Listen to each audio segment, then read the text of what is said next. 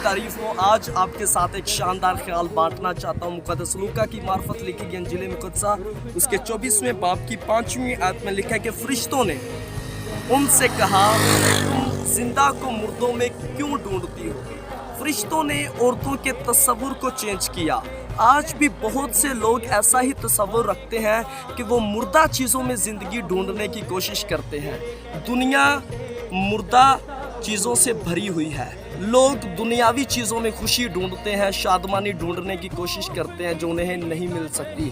पर हकीकी ज़िंदगी जो है वो खुदावंद यीशु मसीह में है, क्योंकि खुदा के कलाम में लिखे कि जिसके पास बेटा है उसके पास ज़िंदगी है, और जिसके पास खुदा का बेटा नहीं उसके पास ज़िंदगी भी नहीं।